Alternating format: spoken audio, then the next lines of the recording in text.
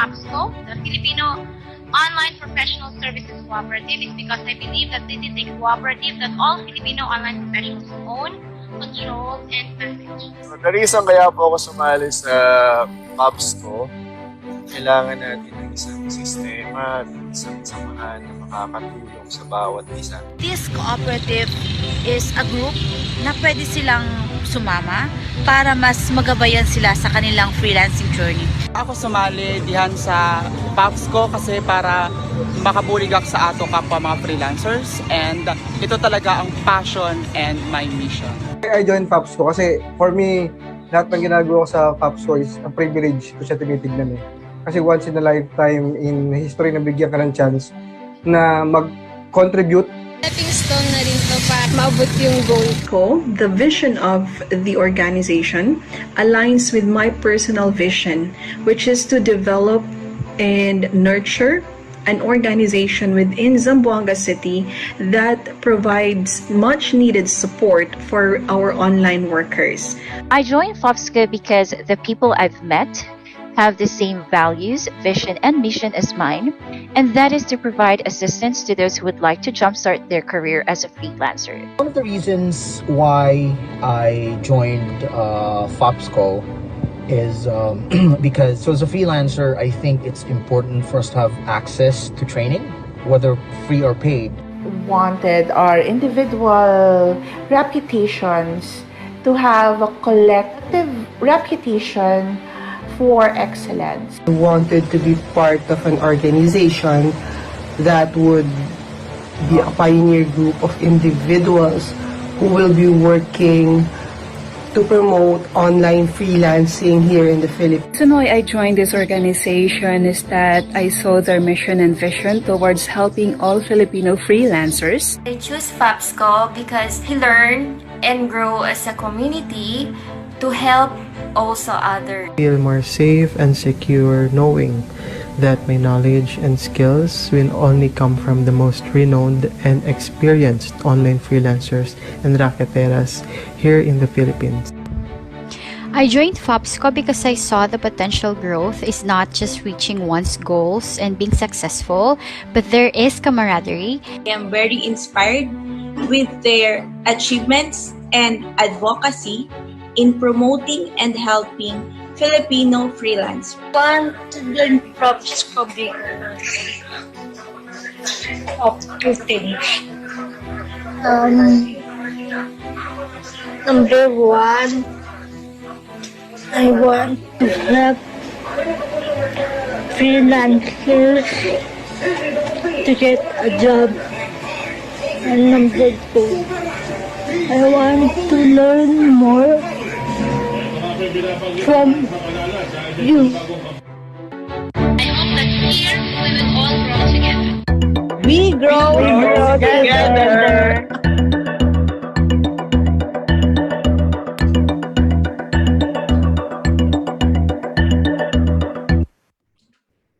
Right, so that's a big yes. We really are growing together. So you may turn on your cameras to our participants here in Zoom.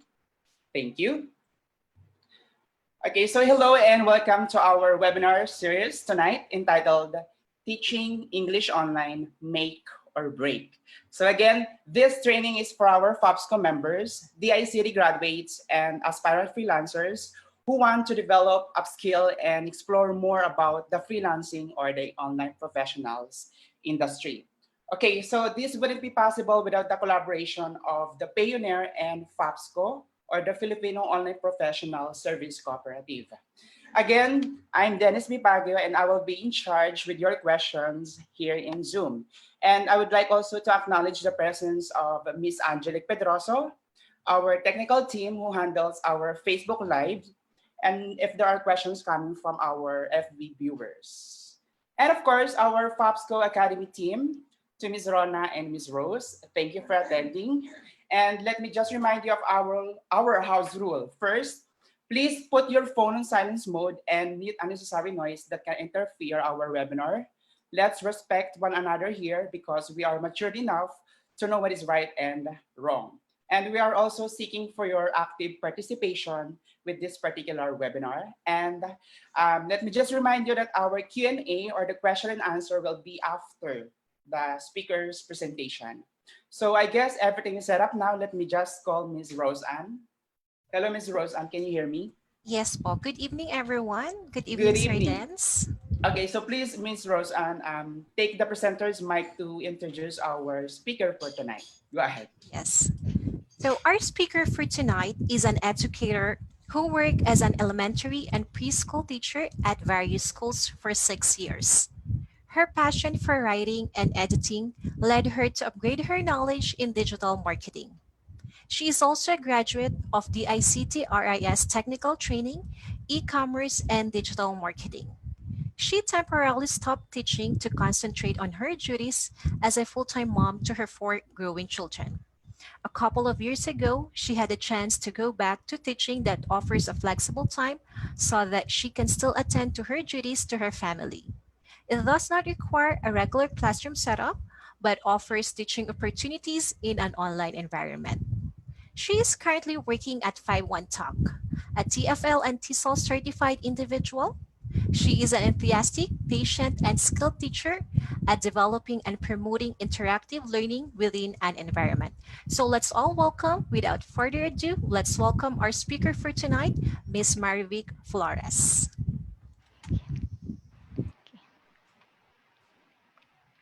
Good evening, Ate Abby. Hello, good evening, Dennis. Good evening, everyone. Okay, good evening yung mga watchers natin sa FB. Good evening, everyone. Okay, thank you so much for having me tonight. And FOPSCo, thank you so much. Okay, first of all, I would like to say good evening to all the viewers in Facebook Live. Okay, please say hi. Type hi to acknowledge, okay? Okay. Are we set now? Are we ready, Dennis? Yes, we are. You may, what do you call of this? Share your presentation. You already have the access, Miss. Okay. Okay, let's do it. By the way, happy Teacher's Day sa lahat ng mga nanonood. So, of course. Yes. Kay Happy Teacher Teacher's Abby. Day. Okay, this is for you. Okay, and those who want to be a teacher, an English teacher An online. online teacher, yes. Yes, online teacher. Okay, thank you so much, Dennis. Okay, tonight we will talk about teaching English online. Is it a make or a break? Okay, malalaman natin kung ito bang English teaching or teaching English online ay para sa inyo. Okay? So, siguro mas mabuti prepare your pencil and your pen para gumawa kayo ng checklist. If this is for you, job is for you. Okay. Now, lagi natin nakikita mga nagpo-post na how interested pag kami nag-post sa FB about online English teacher job.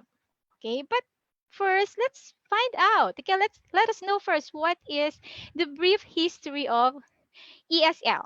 Okay, let me share with you a short history of ESL.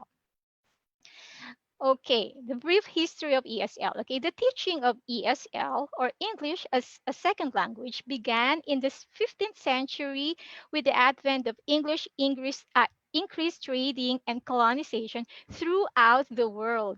The British were instrumental in developing large-scale programs to teach English in their trading countries and colonies. So, dati pa pala to, matagal na pala, 15th century pa. So, parang ngayon lang sa atin nag-boom, sumisikat, no? So, ginamit nila yan for trading and para makolonize ang ibang countries. Okay. ESL education began with the rise and spread of the British Empire in the late 15th century. As the British Empire continued to grow, they needed a way to communicate and effectively govern their overseas businesses and colonies. Okay, that's in British history. Okay, now let's go to the United States. Okay, how does the ESL began in United States? Okay, by the middle of the 19th century and into the beginning of the 20th century, the opportunities excuse me, in the United States had increased multifold. Okay, millions of immigrants flocked to the US in the pursuit of life, liberty, and happiness. Talaga naman, di ba noon talaga mga tao, gusto nilang pumunta sa US. So, sila immigrant sila.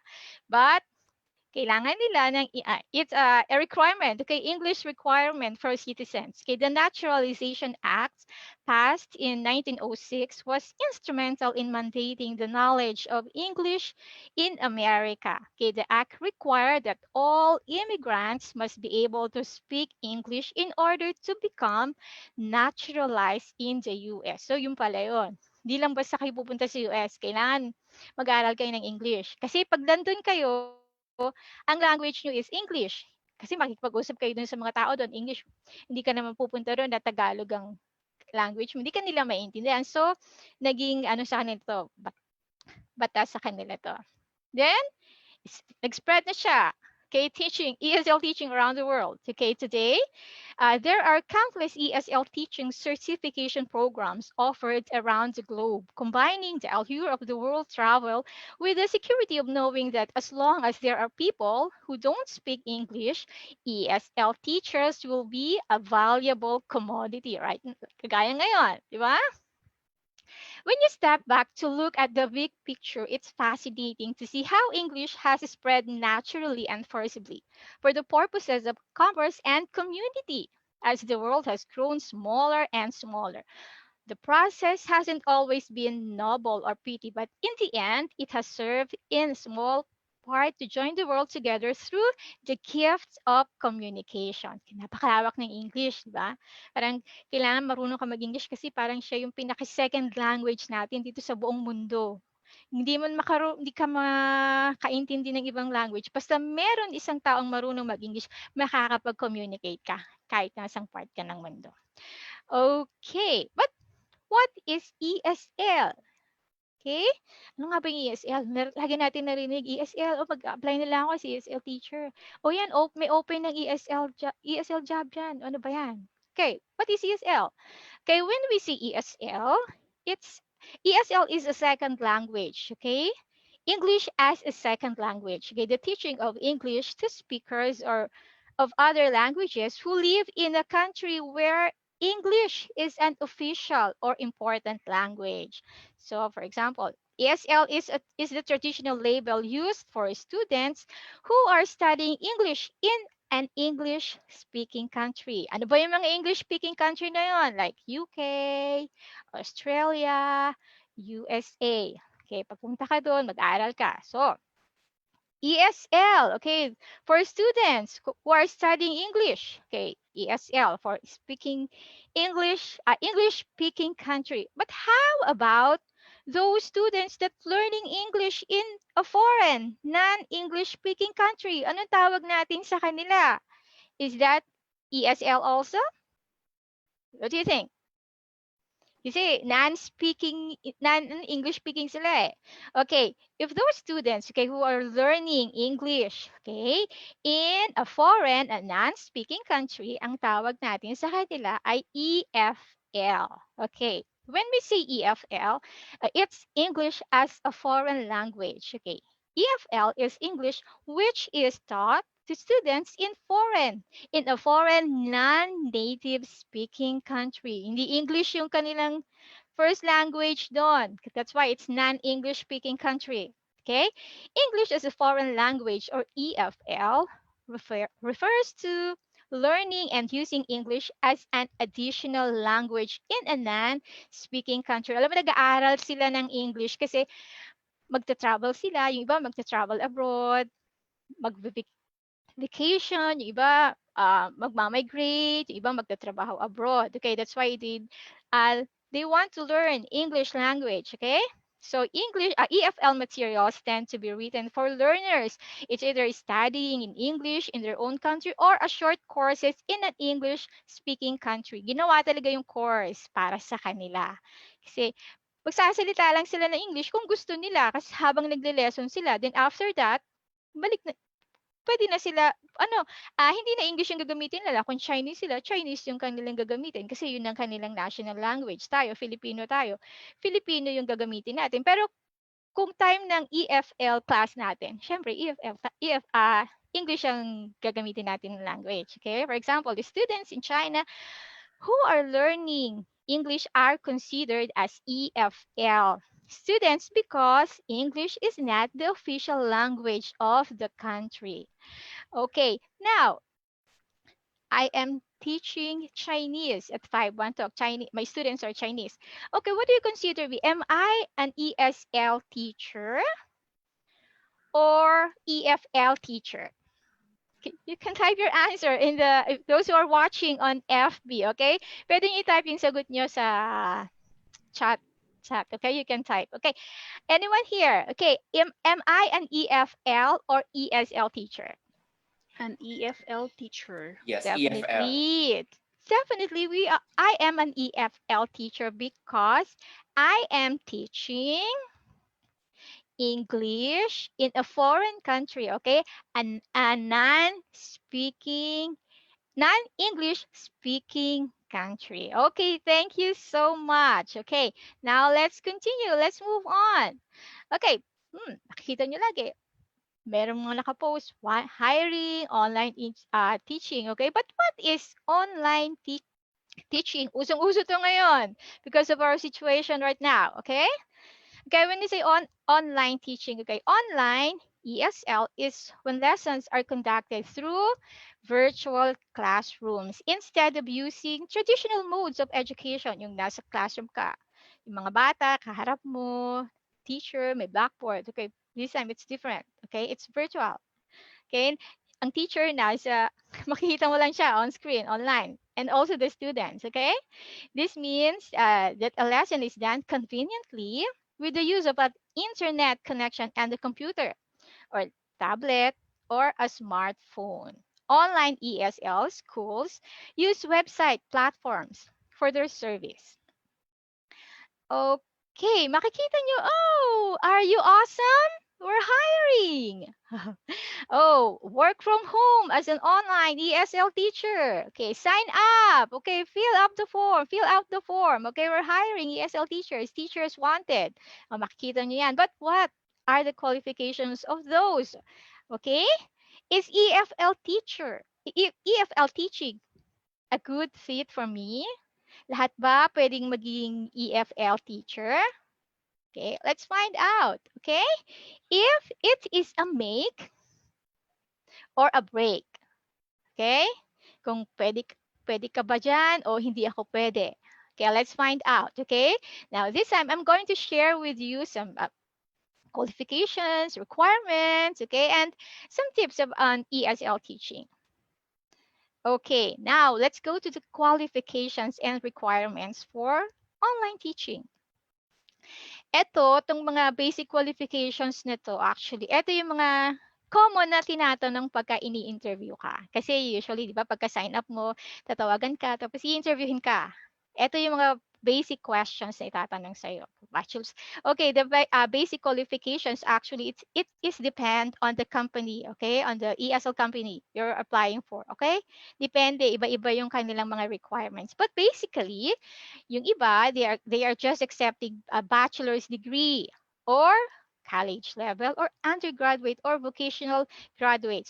Kung sa tingin nyo, nakita nyo na dun sa qualifications nung company na ina-applyan nyo, nandyan kayo, o is it a make or a break? Isipin nyo na, is it a make or a break na ba ako? Okay. Another one is, at least you are 18 years old. Okay. Most importantly, you have good command of the English language with a neutral accent. Okay. With or without experience in teaching English to young learners or foreigners, okay, ESL or EFL. It doesn't matter if you have experience kasi if experience is a plus, makikita nyo na doon, di ba, nakasulat, if experience is a plus. Pero, yun kasing mga ESL companies, they're conducting seminars and trainings to their teachers bago nila i-hire.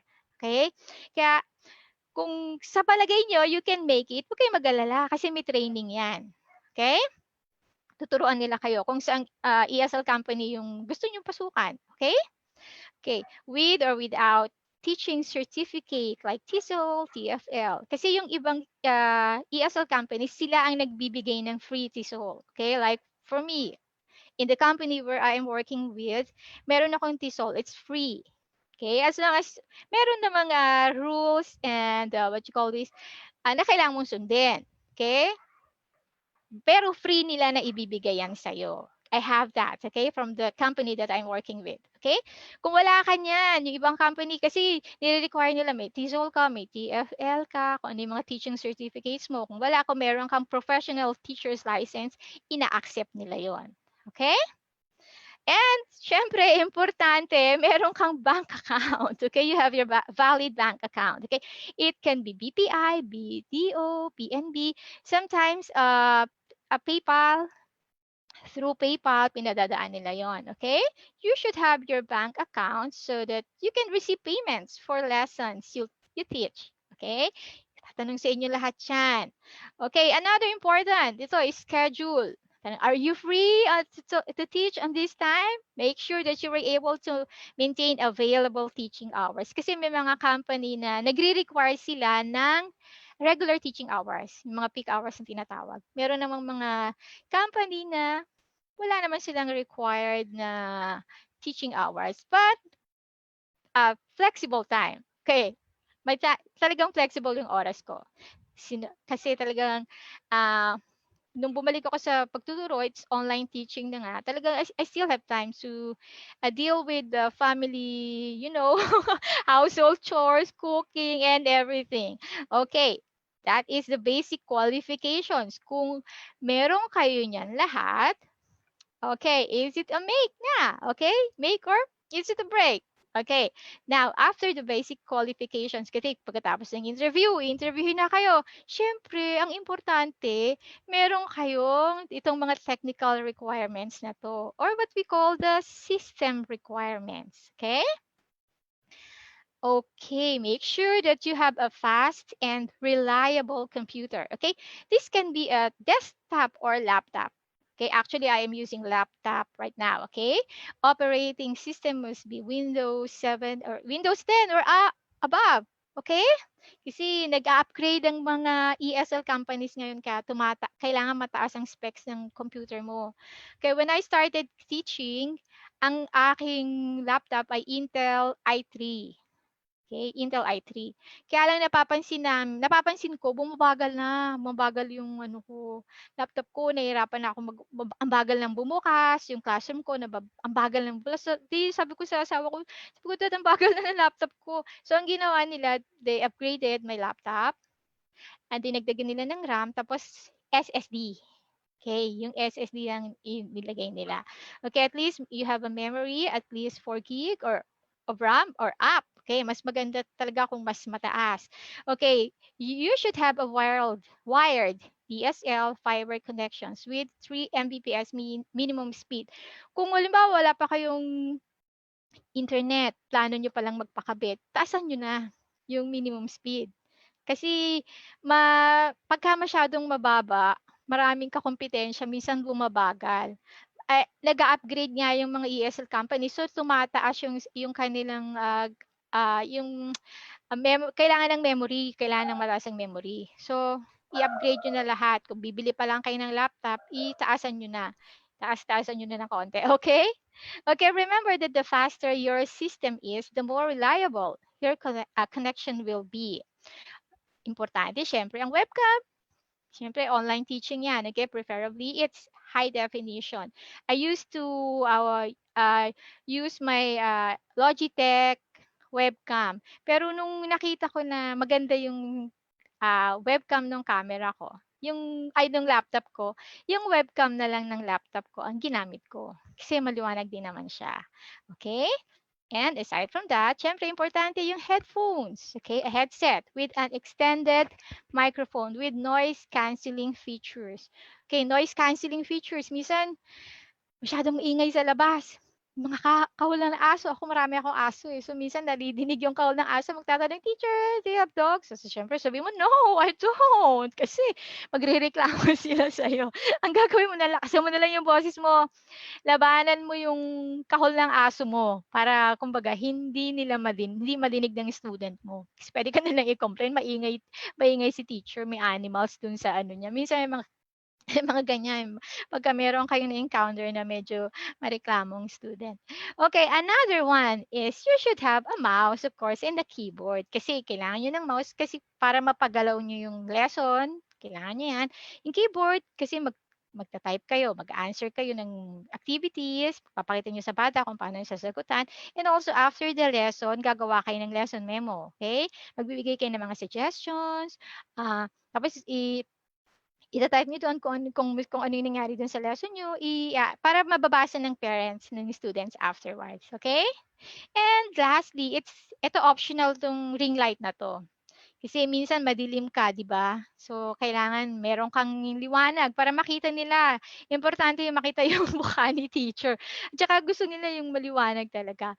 So kaya ako nag-ring light na din ako kasi dati wala akong ring light. Kaya lang napansin ko na pag pinapanood yung lesson ko, medyo madilim ako. So nag-ring light na rin ako. Pero kung meron kayong mga lampshade, hindi naman kailangan na bumili kayo ng mahal na gamit, eh, no? Kung meron kayong mga lampshade na pwede naman yung gamitin as light, tatapat nyo lang naman sa mukha niya para makita kayo. Okay? O now, tapos na tayo sa basic qualifications. Kung make ka, okay, pwede na. Technical requirements. Is it a make or a break? Oh, nasa sa inyo na yan. Okay? Okay, now, at another one. Ito, importante din to. Okay, this one is the physical appearance or teaching environment. Okay, when we say appearance of the teacher, okay, it's physical appearance. It's one of the factor of any person that influences the environment very easily. Okay, syempre kailangan din kahit pa paano mag-ayos tayo. Okay, but when we say physical appearance, hindi naman totally yung mukha mo lang yung ibig sabihin nun, ano? Okay, when we say physical appearance, but physical appearance affects the ways we look at other people and the way we look at ourselves. So experience that importance of teachers' physical appearance to make the classroom environment more effective. Okay, fashion is not particular kasi hindi naman makikita kung ano yung suot mo eh. As long as important, the clothes should be respectful of the professional role and age group within the school of students that is, okay? Kasi usually hanggang dito lang makikita sa'yo, lampas ng balikat. So, hindi naman kailangan as long as decent yung damit mo. At importante yung background mo. Okay? Kailangan clear.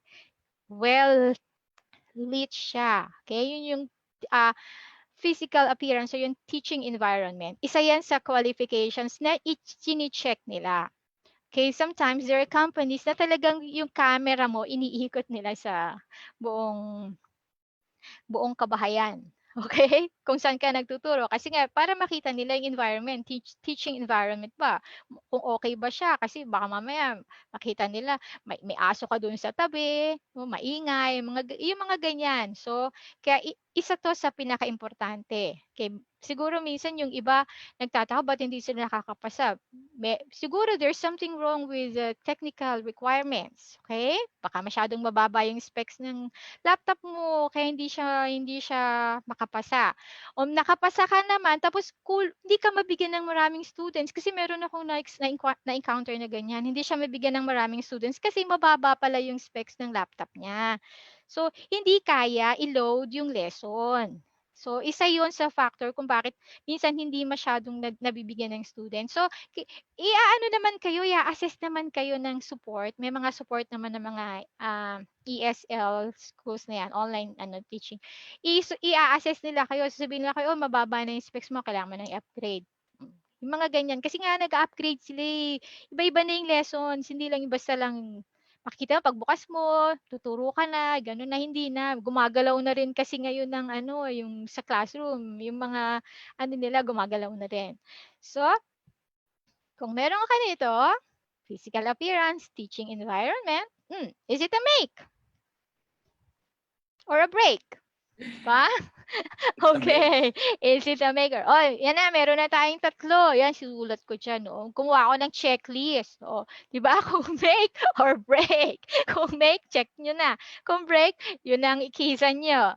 Okay. Now, let's move on. Let's continue. Okay, syempre hindi lang naman kailangan na meron kang nakapasa ka na sa nakapasa ka na, papasok ka na, hindi lang basta-basta gano'n. Syempre, you need to have these characteristics to be a successful EFL teacher. Okay, let me share with you some of the characteristics to be a successful EFL teacher.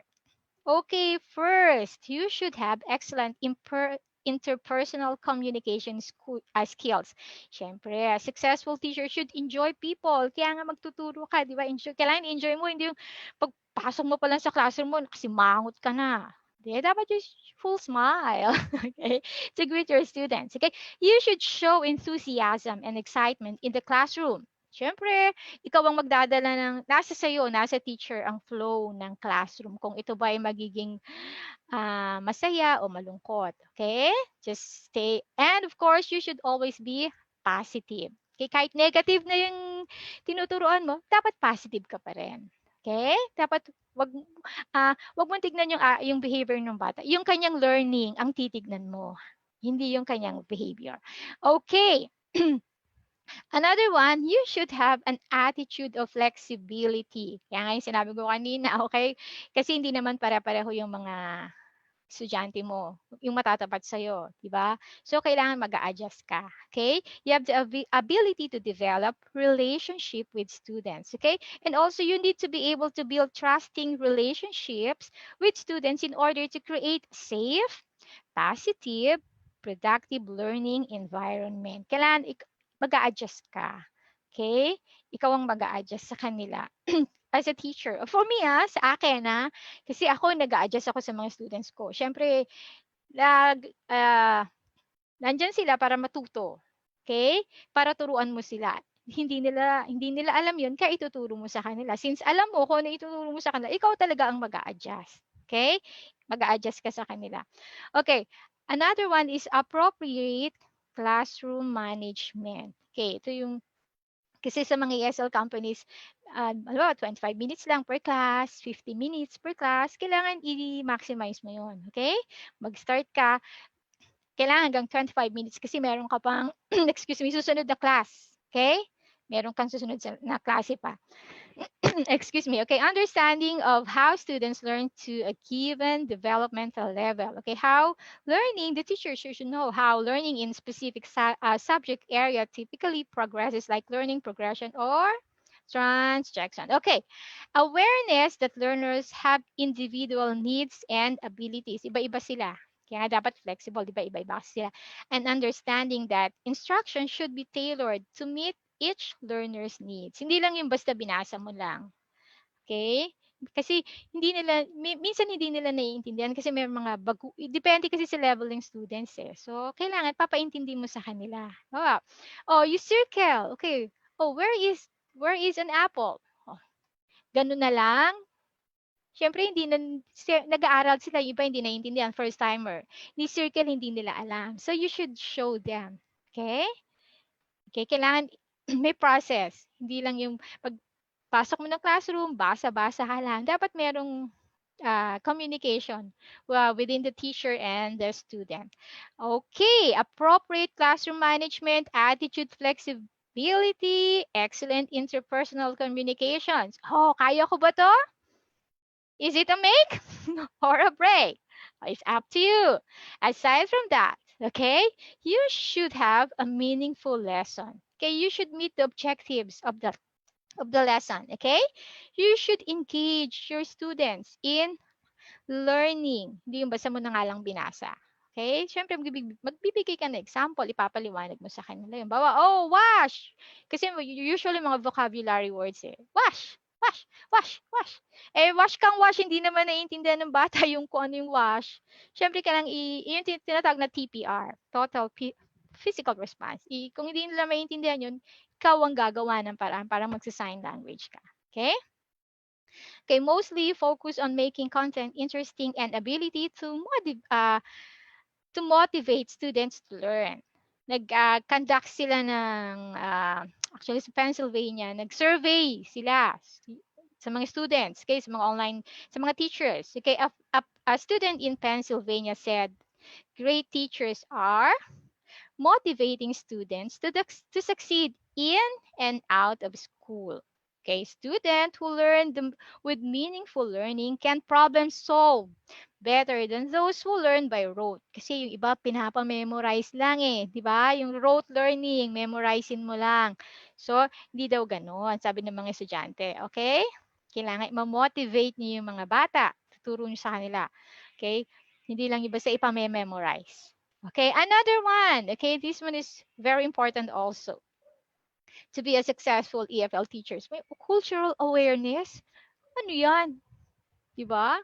Bakit may ganyan? So, it's if you are an EFL teacher, you should be cultural sensitive. Kailangan may mga topics na hindi dapat pag-usapan. Matagal na yan, hindi lang ngayon actually. Baka kala nyo ngayon lang dahil sa mga problemang dumarating. Hindi lang ngayon tong cultural awareness na to. Matagal na to, okay? You should not talk about sensitive topics, okay? Para to show respect and value other cultures, okay? Hindi naman kayo nagturo online para pag-usapan ko ano yung nangyayari sa mga bawat bansa, okay? Nagtuturo kayo ng English. Tuturuan niyo sila ng magsalita ng English, makaintindi ng English. Hindi yung para pag-usapan yung about their countries or about other countries. Okay? Okay, now, meaningful lesson and cultural awareness. Kaya ko ba to? Is it a make or a break? Okay, we are done. We're almost done here, actually. Okay, now I'm going to share with you, we're almost done with our topic today. Okay, here are some sample classroom setup. Okay, if you are going to apply on an ESL company, usually sabihin nila, oh, make your background kidify. Okay, kailangan may mga design. Okay, these are samples na I want to share with you. Nakuha ko siya sa iba-ibang ESL companies kasi yan yung ginagawa nila para mo ma-encourage yung mga student, di ba? Kailangan nyo ng mga tag dito, catchy yung inyong background. Okay? Kidify, pambata. Okay? And in 5-1 Talk right now, in the company where I'm working with, ganito ang aming background ngayon. Okay? Ito lang yung kanilang pinapa-background sa amin para maging pare-pareho kami. Okay? With the 5-1 Talk tarpaulin with our name, the teacher's name. Okay? O meron ka ng classroom setup, alam mo na kung paano gawin. You should have the teaching materials. Siyempre, importante yan. So, naku, gagastos ba ako dyan? Para ako bumili, kaya nga ako magtatrabaho kasi wala nga akong pera eh. Hindi naman kailangan gumastos, okay? Yung iba, kailangan nyo naman, meron naman pang pwedeng i-download, tapos gawin nyo na lang, like this, okay? Magka-cut and paste kayo, like that. Okay? Oh, madali lang siya. So, kasi kailangan nyo yan, yung mga pang-reward sa mga bata. May mga flashcards naman na nabibili din, pwede nyo gamitin, okay? Pwede nyo siyang gamitin as teaching materials. Okay. And okay, Dennis, I think that's it. Okay. Okay, everyone, if it's up to you, if teaching English online, okay, is a make or a break. Okay. All right, so thanks for that, Ate Avik. I guess we have to entertain some questions here. Would you available na, Ms. Avik? Yes. Okay, so the first question that we have here is, you said that one of the minimum requirements of being an online or English online teacher should have a neutral English communication. Could you please elaborate more about it? Ms. Neutral. Abby? Okay, when we say neutral English communication, ano daw po yun? Actually kasi, ang kailangan nyo lang kasi yung mga basic English. Hindi kailangan ng mga malalalim na English dito kasi nga tuturuan nyo lang sila, di ba? Ang mga instructions, simple instructions, okay? Neutral accent, yung may intindihan ng mga bata. Okay, wag naman sobrang slang. Okay? Yung tama lang, sakto lang. Okay? Hindi naman, akala nyo yung kailangan malalalim na English ang ituturo. Hindi naman. Mga basic English lang, tapos mga simple instructions. Yun ang kailangan. Kasi tuturuan nyo nga sila. Paano matututo kung sobrang lalalim na ng mga English? Depende sa level din kasi yan. Okay? Depende sa level. Kasi merong mga students na bago pa lang, yan, zero level ang tawag nila dyan. Okay, zero level yan. Merong mga iba na, depende din sa age, tapos kung ano na yung alam nila. Pero, as requirements, basic English, kasi simple English lang, simple questions, and kailangan nyo, answering what, who, where questions, yun. Kasi, kailangan nilang maintindihan. Hindi mo naman kasi ipapa-memorize, di ba? Hindi siya rote learning. So, kailangan simple and basic English. Okay, so to sum up, Miss Marivic, bali, hindi naman talaga kailangan maging advanced when it comes to English communication. What is important is mas maintindihan ka talaga ng ating student, especially kung ang learner natin depends on the level ng meron siyang or kailangan niyang ma-attain. Tama ba, Miss Avic?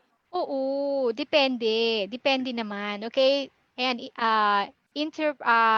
excellent interpersonal communication skills. Basta conversant ka. Okay? Marunong kang makipag-usap, kaya mong laruin yung lesson na maiintindihan ng bata. Why not? It's a make. Di ba? Alright. Sige, go ahead. Tayo mga Pilipino kasi magaling tayo eh. Magaling tayo mag-English, di ba? So, mas madali na sa atin. Actually, mas mahirap pa nga yung ginagawa ko ngayon live. Yes, yes. Kasi doon walang nanonood. One thing about the Filipino are, pagdating kasi sa English, masyado tayong perfectionist. Masyadong mataas yung ating tingin pagdating sa English.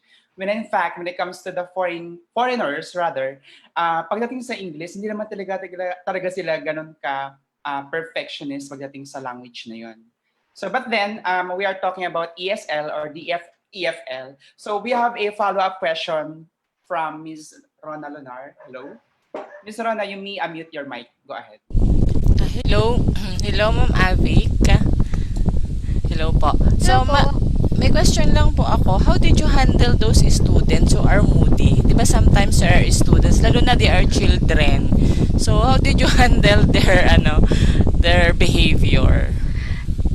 Actually, isa yan sa pinakamahirap. Pero, kailangan talaga mahaba ang pasensya nyo. Talagang patience, talagang be patient. Magiging pasyente talaga kayo sa haba ng pasensya. Hindi, ganun talaga. Kasi maraming mga bata talaga ng mga ayaw nilang mag-aral. Minsan kasi nga, syempre, hindi naman nila language yun, di ba? So, ayaw na. So, maglalaro na lang kayo. Lalaruin mo, bobolain mo. Kaya nga, meron kayo mga props. Okay? Meron kayong mga rewards, pambola sa mga bata para sumunod sila. Minsan magma-magic ka pa, di ba? Yung mai-impress sila sa'yo, yung magugulat sila, tatahimik sila. Kasi, oh, I have a surprise for you. Look! Wala. Tapos, oh, teacher, that's awesome! O, di, siyempre, tatahimik na yun. O, papalitan ko lang yung laman uli. Palalagay ako ng iba. O, makita ko uli. O, iba naman yung laman. Kailangan gagawa ka ng paraan para maano mo yung attention ng bata. Actually, yung mga rewards, bubula-bulahin mo lang sila. Kakanta kayo, yung mga ganun. Yung mommy, nandiyan na yung mommy. Oh, you did a very good job. High five! Oh, mommy! Baby! High five! O, pati yung mami kasali. Sasama nyo sa lesson. Okay? Yun, medyo maaano na. Kaya minsan, syempre, pag sobrang ano na ng bata, wala na tayong magagawa doon, di ba? But as long as andun yung parents, nakikita naman nila that you did your best, that would be fine. Makikita naman ng ano yan, papanoorin. Actually, all the lessons ng ESL in 5-1 Talks, naka-recorded siya. So, mapapanood nila yon kung hindi na satisfy yung ano, pero papanoorin naman nila yon. Nakita nila, oh, you did your very best in convincing the child in ganyan. Iyaano naman nila yon. Pwede ka namang what you call this, mag-appeal. Ba, may nag-complain sa'yo, si teacher, hindi naman natuto yung bata, umiyak lang pwede ka mag-appeal. Yes, pwede ka mag-appeal kasi makikita naman nila yun kung ano yung effort mo, kung pasado ba sa standard nila yun. Ganun yun. Okay, any question, Denny? Thank you, Miss Abby. Okay, you're Okay. welcome. Okay, thank you for that, Ate Avic and Miss Rona. Medyo giniginawa ko dun sa fan ni Miss Rona. Okay. So, yung tanong kasi is about our students. So, I guess this question is also related to the first question. So, you may unmute your mic, Miss Rosanne. Go ahead. Hello po, good evening. Hello. Yung question ko po is, what if the student is Mr. Know-it-all? Yung paano niyo po hinahandle? Miss, again, come again. Kung yung student niyo po ay yung alam na lahat, Mr. Know-it-all, paano niyo po Yes, mina-manage? merong yes, may ganyan. Magsasalitain ka rin lang magsasalitain. Actually, bubulahin mo na lang din siya. Gagalingan mo na lang yung yung pag-present mo ng lesson. Kasi marami na sa kanila magagaling na. Especially yung may mga adult na alam na nila yun. Kaya lang kailangan nilang kunin yung lesson, napipilitan sila dahil nga naka-enroll sila dun sa class. So, bored na sila. So, syempre, parang lalariin mo na lang yung lesson sa kanila. Okay? Depende. Kasi usually yan, meron diyang dialogue. Okay, magda-dialogue kayo, babasahin niyo. Okay, let's role play the conversation. Okay, at first you will be Anna, and then I will be Timmy. Okay, let's start. Okay, you begin. Tapos syempre, alam mo naman syempre yung iba hindi pa ganun kagagaling magbasa. So, doon mo na lang sila. Gagawa mo ng technique. Okay? Magpapa-impress ka na dun sa pagbabasa. Tapos tatanong yan. So, unahan mo na yung mga vocabulary words. Okay, what is your understanding in this word? For example, in the word happiness. Siyempre, iisip sila. O di siyempre, pagka ganun na, alam nila na, si teacher palaban. Mag-iisip sila kung di ba? Yung mga ganun, unahan mo na sila. Okay? Magpapakita mo na marunong ka, alam mo. Kasi pag nakita nila na weak ka, ay nako, hindi ka nila tatanggalan. Hindi, ganun talaga. Kailangan pa lang sa umpisa pa lang, pakita mo na strong ka, strong teacher ka, para hindi ka nila imamanipulate. Kasi mamamanipulate nila eh. Okay? Kaya ganun ang usually ginagawa ko. Inuunahan ko na, tinatanong ko. Imbis ako tanongin, sila tinatanong ko. Thank you po, Miss Marivic. Okay, thank you, Ate Avic, for that answer for our one of the participants. So we would like to say hi to our viewers. Actually, nag-i-interact sila ngayon live on our FB Live FOPSCo page. We are going to say hi lang sa mga sumusunod. So, si Ate Jo Camba. Hi, Jo! Yes, Miss Esperanza Jumarang, Evelyn Hernandez, Alona Narcino, and also to Miss Mary Rose Hernandez. So the question would be, this is the next one, Miss Ate Abby. Why choose 5-1 Talk? That question came from Miss Angelique Pedroso. Oh, 5-1 Talk. Actually, teacher talaga ako, pero hindi naman ako marunong magturo online. Actually, I was referred by my cousin. Ni-refer ako. Actually, nagdadalawang isip ako kung if I will make or break it. Make or break din ako. Sabi ko, kinakabahan ako. Hindi ko alam. Kasi nga, hindi ko rin alam. Pero nagtuturo ako ng mga bata. Kasi elementary and English teacher ako for 6 years. So, inisip ko, kaya ko ba to? So, kaya nag-research ako. Siyempre, i-research nyo. Pero nung time, actually, i-share ko sa inyo. Nung time na nag-apply ako sa 5-1 Talk, I'll just filled out the application. Hindi ko naman ini-expect na tatawagan nila ako right away. So, tinawagan ako ng Wednesday. The following day, gusto na nila na mag-report ako for training, teacher's training. So, na-convince ako. Nag-report na ako. Pumunta na ako sa 5-1 Talk dito sa Cavite Hub. Meron kasi dito sa Cavite. So, malapit lang. So, pinuntahan ko na. Isa pa yun sa factor pala. Kaya 5-1 Talk din ako. Kasi ang lapit. Lapit niya. So, for 1 month, yun na nga. So, ito na yung process. Tinawagan ako. oh, why do you want to be an 5-1 talk teacher? Ganyan, ganyan, ganyan. Tapos, tinanong ka lang, yung basic qualifications, yung mga tinanong, yung kaninang sinabi ko sa inyo. Tapos, di ayan. Tapos, pinakanta lang ako. Okay, can you sing any nursery rhyme? Of course, I can sing kasi ano ako, teacher ako, preschool. Pero my God, alam niyo kung ano yung nakanta ko? Yung Barney song. Hindi naman siya kinakanta sa sa school. Yung I love you, you love me. Yun ang nakanta ko. Kasi nga, nagulat ako, hindi ko in-expect na tatawagan ako. So, ayun, the following day, nandun na ako, nagpunta na ako doon. Tapos, ayun na, nag-training na ako ng ilang oras. Tapos, nag-mock demo na ako right away. So, the following day, Chinese evaluator na. Kaya, kung mag-apply kayo, in 3 days talaga. In 3 days. Kasi yun ang nangyari sa akin. Na-hire ako, I was hired 3 days. Okay? In-interview ako, tapos nag-attend ako ng training, nakapasa ako sa mock demo nung nag-training ako. Then the following day, yung Chinese evaluator na yun na yung ano na kung makakapasok ka ba or make or break na ba sa company. Okay, so far naging successful naman yung aking make naman ako doon kaya nandito ako ngayon. Okay. So ayun, the following day pagtuturuin ka na. So talagang after 3 days, pwede kang ma-hire. So, yun ang nangyari. Kaya pinili ko yung 5-1 talk. Kasi unang-una, may malapit na Cavite hub dito. And aside from that, maganda siya. If you are a new teacher, kasi na-ano ko siya, na-enjoy ko. Na-enjoy ko siya. Actually, 2 years na ako eh. Kung hindi ko siya na-enjoy, hindi ako tatagal ng ganun katagal. Magto 2 years na ako next month, actually. November. All right. Thank you for that sharing, Ate Avic. So, and as far as we wanted to continue our session, time check na po tayo. It's already 6:53. Ate Avic, any parting words? Okay, let me share with you again my screen, okay? Okay, if you want to become a 5-1 talk teacher, okay, like what I have said a while ago, okay, you can do this in 3 steps, okay?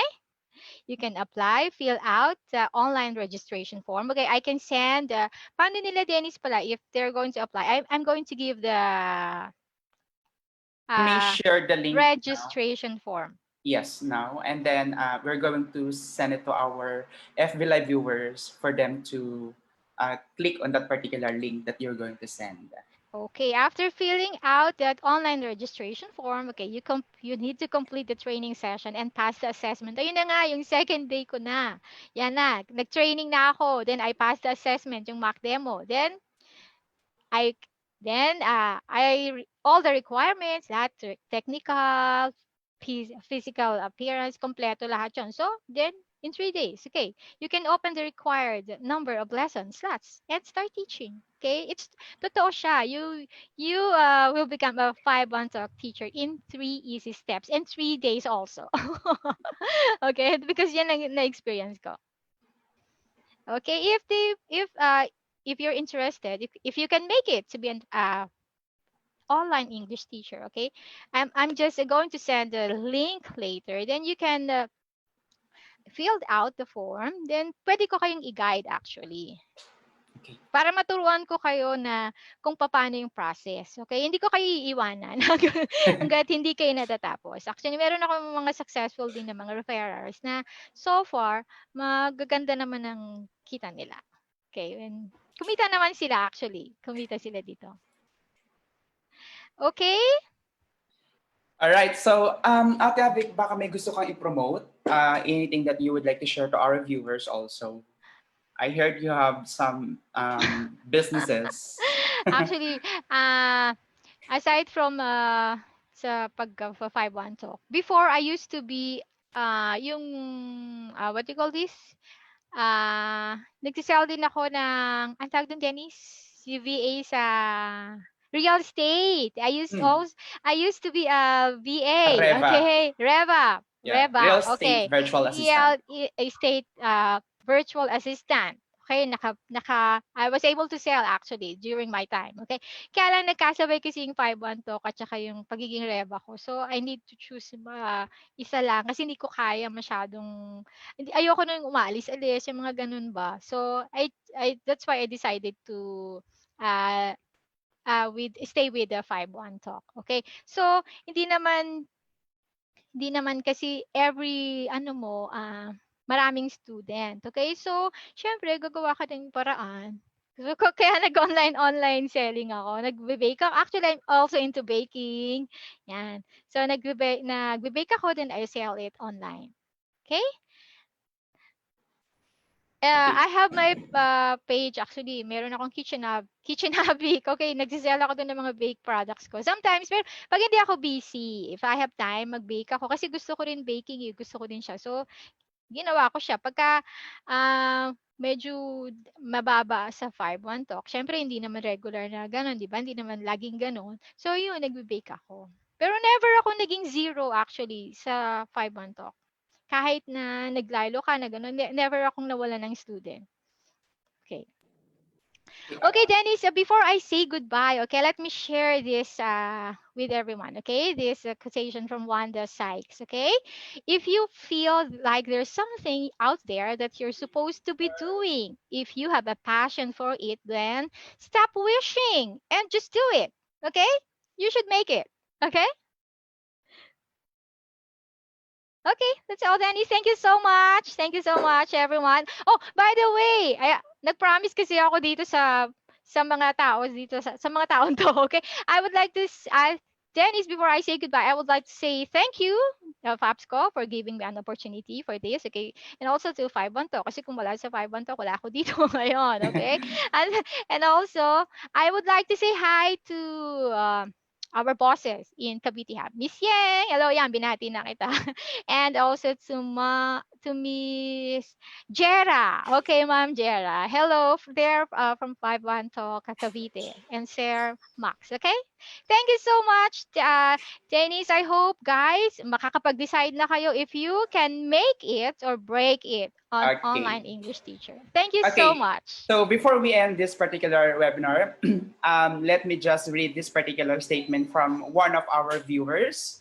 Marivic is a very hardworking, resourceful person. She can teach, cook the best food, and she can sing also. So that statement came from Mary Rose Hernandez. Kaano-ano nyo ba to? Actually, pinsan ko siya. Thank you so much. Thank you so much. Okay, so again, thank you for joining and watching us on this webinar series brought to you by the FOPSCo Academy. So make sure to subscribe our FOPSCo YouTube channel and like our FOPSCo FB page so you'll never miss a show. And if you found value in this show, we would appreciate if you'd simply tell a friend about our show. And of course, that would help a lot for us. So again, this is Dennis Pagio reminding you that here in FOPSCo, we are growing together. Thank you for watching and see you soon. Thank you.